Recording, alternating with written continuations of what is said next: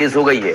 BJP ने जहां NDA की फिर से सरकार बनने का दावा किया है तो कांग्रेस ने बीजेपी का सुपड़ा साफ होने की बात कही है। अभी दूसरे चरण का मतदान बाकी है, जिसके बाद 14 नवंबर को काउंटिंग के बाद नतीजे आने हैं।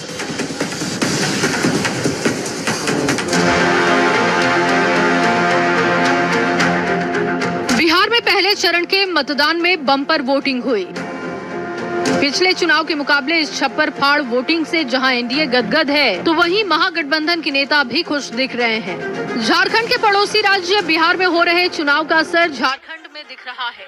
बीजेपी इस चुनाव में बम्पर वोटिंग और लोगों के रुझान को देखते हुए एनडीए सरकार के फिर बनने का दावा कर रही है। बीजेपी विधायक सीपी सिंह ने दावा किया कि जनता ने नीतीश कुमार पर भरोसा जताया है। धनबाद सांसद ढुल्लू महतो ने जीत का अभी से दावा कर दिया। भारी बढ़त है, थोड़ा मोड़ा का बढ़त नहीं है। तो मैं इतना ही कहना चाहूंगा कि लोगों में एनडीए के प्रति रुझान है, भारतीय जनता पार्टी के प्रति रुझान है, जनता दल यू के प्रति रुझान है और देख रहा है कि विकास कौन कर रहा है। पूर्ण बहुमत से सरकार एनडीए का बनने जा रहा है यार। रिकॉर्ड मत से रिकॉर्ड लिखना किरी को लिखना रिकॉर्ड मत से रेशियो मतलब 1/3 का होगा। पिछली बार के मुकाबले अधिक वोटिंग से कांग्रेसी नेताओं के चेहरे पर भी खुशी है।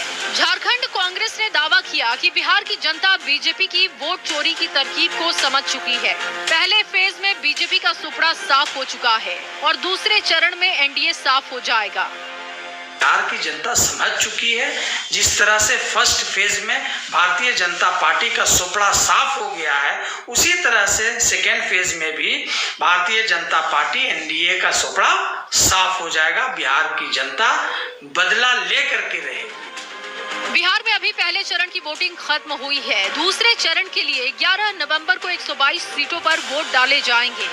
बम्पर वोटिंग क्या इशारा कर रही है? चुनाव से जुड़े एक्सपर्ट इसे डिकोड करने में जुटे हैं। 14 नवंबर को आने वाले नतीजे तक दोनों गठबंधन में उत्साह का माहौल है। देखना होगा कि किस गठबंधन को गद्दी मिलती है, किसके हिस्से मायूसी आती है। न्यूज़ 18 के लिए रांची से निरंजन सिंह के साथ बोकारो से मृत्युंजय की रिपोर्ट। एक बॉक्स बंद करते हैं।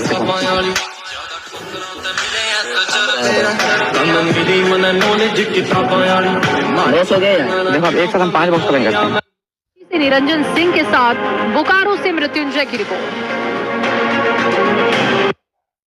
घाटशिला उपचुनाव को लेकर के बिसात बीत चुकी है। 11 नवंबर को वोटिंग होने वाली है, लेकिन उससे पहले बयानबाजी का दौर भी जारी है। घाटशिला विधानसभा उपचुनाव में बांग्लादेशी घुसपैठ का मुद्दा हावी है। बीजेपी इस मुद्दे को लेकर के वर्तमान सरकार पर निशाना साध रही है। वहीं जेएमएम ने भी इस पर पलटवार किया है। ये रिपोर्ट आपको दिखाते हैं।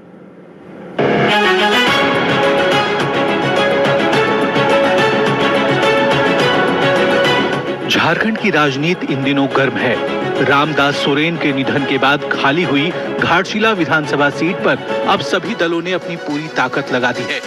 11 नवंबर को होने वाले इस उपचुनाव को लेकर सियासी गलियारों में गहमा-गहमी चरम पर है। एक ओर जेएमएम से स्वर्गीय रामदास सोरेन के बेटे सोमेश चंद्र सोरेन मैदान में हैं, तो वहीं दूसरी ओर बीजेपी ने पूर्व मुख्यमंत्री चंपई सोरेन के बेटे बाबूलाल सोरेन पर दांव लगाया है। वहीं तीसरे मोर्चे के रूप में जेएलकेएम से रामदास मुर्मू भी युवाओं के बीच तेजी से पसंद हो रहे हैं। वहीं इस उपचुनाव में बांग्लादेशी घुसपैठ का मुद्दा हावी है। बीजेपी जहां इस मुद्दे को लेकर वर्तमान सरकार पर कटाक्ष कर रही है, तो बीजेपी का कहना है कि हेमंत सरकार पहले बांग्लादेशी घुसपैठियों को दामाद का दर्जा दे रही थी, अब बांग्लादेशी महिलाओं को बहू का दर्जा दे रही है। अब मैया सम्मान योजना जो है, ये बांग्लादेशी महिलाओं के लिए एक बड़ी योजना बन गई है। राज्य सरकार पहले से घुसपैठियों को दामाद का दर्जा देकर रखी थी, अब तो जो ये महिलाएं हैं उनको बहू का भी दर्जा मिल गया। साहब, मैया सम्मान राशि दे रही है। बीजेपी के आरोप पर जेएमएम हमलावर है। जेएमएम का कहना है कि इसका जवाब घाटशिला की जनता बीजेपी को देगी। कि वो रघुवर दास जी क्या चुनाव प्रचार में उतर गए? हम लोगों ने अभी तक देखा नहीं कहीं, न उनकी कोई तस्वीर, न कहीं कोई वीडियो। और बांग्लादेशी घुसपैठिया ये सब मुद्दा तो कहीं है ही नहीं। बता दें कि इस मुद्दे को पूर्व मुख्यमंत्री रघुवर दास ने घाटशिला उपचुनाव के प्रचार के दौरान उठाया है, जिसके बाद ये मुद्दा फिर से राजनीतिक तूल पकड़ता नजर आ रहा है। बहरहाल झारखंड के सीमावर्ती इलाके और कोल्हान में बांग्लादेशी घुसपैठ की बातें झारखंड की फिजाओं में है। इसे लेकर राजनीतिक बयानबाजी भी होती है पर कार्रवाई नहीं। घाटशिला उपचुनाव में जीत के जरिए बीजेपी झारखंड की राजनीति में कमबैक की उम्मीद लगाए है, तो जेएमएम की ओर से भी उपचुनाव जीतकर 1 साल के कामकाज को बेहतर बताते हुए जनता की मुहर लगाने का दावा किया जा रहा है। घाटशिला का घमासान हर दिन गहराता जरूर जा रहा है। न्यूज़ 18 के लिए रांची से संवाददाता ओम प्रकाश की रिपोर्ट। घाटशिला उपचुनाव में जेएमएम ने ताकत झोंक दी है। विधायक कल्पना सोरेन ने घाटशिला में जनसभा को संबोधित किया और जेएमएम उम्मीदवार सुमेश सोरेन के लिए वोट की अपील की। घाटशिला दामपड़ा गथाइनी हाट मैदान में जनसभा को संबोधित करते हुए बीजेपी और केंद्र सरकार पर हमला बोला।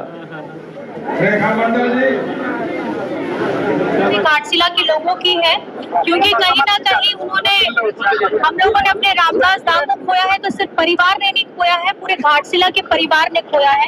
और एक जो जिम्मेदारी है